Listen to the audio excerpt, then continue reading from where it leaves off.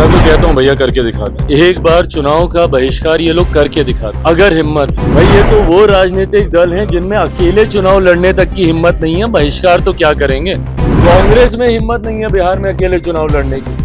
ये चिराग पासवान में इतनी हिम्मत तो थी ना कि 2020 में मैंने अकेले चुनाव लड़ने का दम दिखाया। तो जो अकेले चुनाव नहीं लड़ सकता वो चुनाव का बहिष्कार क्या करेगा। कोई भी घुसपैठिया हमारे देश के सबसे बड़े अधिकारों में से एक मताधिकार का दुरुपयोग कर ले, ये भी हम लोग नहीं होने देंगे। नमस्कार, आप देख रहे हैं वच न्यूज और मैं हूं आपके साथ निर्भय किशोर।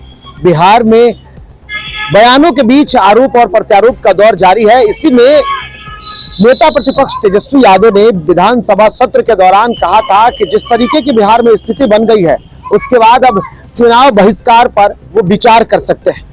ऐसे में तेजस्वी यादव के बयान को लेकर के अब चिराग पासवान ने पलटवार कर दिया है।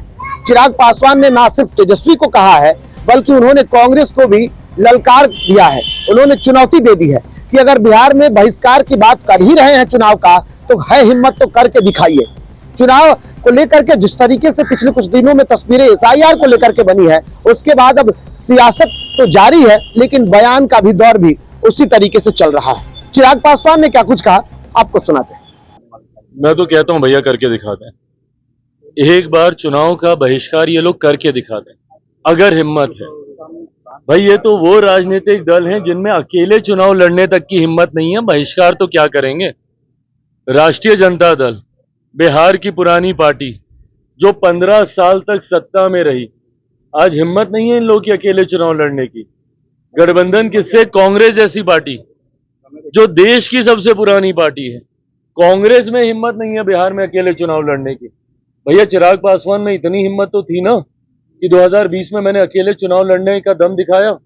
वो भी तब जब मेरे नेता का निधन उस वक्त हुआ था, जब पहले चरण का नामांकन चल रहा था। है हिम्मत तो लड़के दिखाएं अकेले। तो जो अकेले चुनाव नहीं लड़ सकता वो चुनाव का बहिष्कार क्या करेगा। ये सिर्फ धमकी देने का ये लोग कार्य कर रहे हैं। और किस बात को लेकर? आदत हो गई है विपक्ष की डराने की, लोगों को डरा कर वोट हासिल करने की। लोकसभा के वक्त भी ऐसे ही डराने का काम किया था। क्या कहा था बार बार लोकसभा में कि भैया मोदी की सरकार फिर से आ गई तो आरक्षण समाप्त हो जाएगा, लोकतंत्र की हत्या हो जाएगी, संविधान समाप्त कर दिया जाएगा। आज बताइए 1 साल से ऊपर हो गया हम लोग की सरकार आए हुए, कहाँ का संविधान खत्म हुआ, किसका आरक्षण छीन लिया गया या कौन से लोकतंत्र की हत्या हो गई। SIR को लेके जो भ्रम फैलाया जा रहा है यही भ्रम CA को लेके भी फैलाया गया था। सोचिए, एक नागरिकता देने वाले कानून को इन्होंने नागरिकता छीनने वाला कानून बताकर देश के अल्पसंख्यक समाज को डराने का काम किया था। आज मुझे बता दीजिए कौन से अल्पसंख्यक समाज की कितने मुसलमानों की नागरिकता छीन ली गई जिस तरीके से डराया गया था CA को लेकर।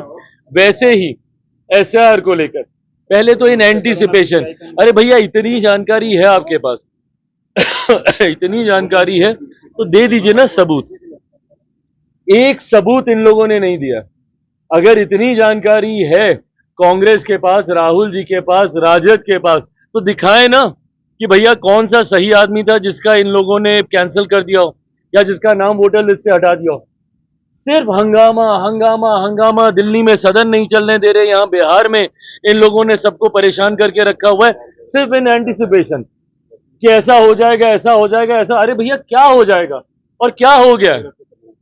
ये सरकार की भी जिम्मेदारी है, हम राजनीतिक दलों की भी जिम्मेदारी है और चुनाव आयोग जो कि एक संवैधानिक संस्था है उसकी भी जिम्मेदारी है। और अपनी जिम्मेदारी को हर कोई निभाएगा और इस बात को सुनिश्चित करेगा कि किसी भी नागरिक का के साथ कोई अन्याय नहीं हो।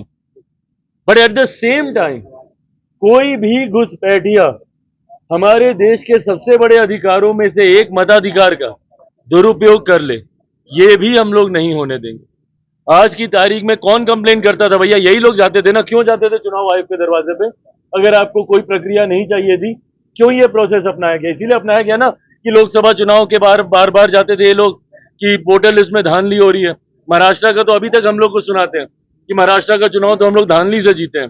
दिल्ली में सुनाते हैं कि वोटर लिस्ट में डुप्लीकेसी हो गई, नाम जोड़ दिए गए, नाम घटा दिए गए। अब भैया जब इसको लेकर एक इंटेंसिव रिवीजन किया जा रहा है कि कोई गलत ना हो, कई लोगों की मृत्यु हो गई है, उनका नाम दशकों तक चलता रहता है, वो हट जाए, कई नए नाम जोड़ने होते हैं वो नाम जुड़ जाए, जो फर्स्ट टाइम वोटर है उनके साथ कोई अन्याय नहीं हो। जब इस प्रक्रिया का पालन किया जाता है तो भी आपको शिकायत। नहीं किया जाए तो आप चुनाव आयोग का दरवाजा खटखटाते, आप नहीं थकते, तो चिट भी आपकी, पट भी आपकी, नहीं चलेगा।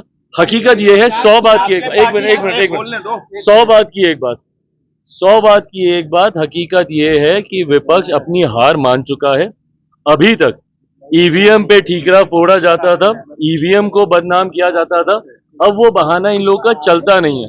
तो अब इन्होंने अगले 3-4 साल के लिए एक नया बहाना निकाला है, वो है वोटर लिस्ट को लेकर।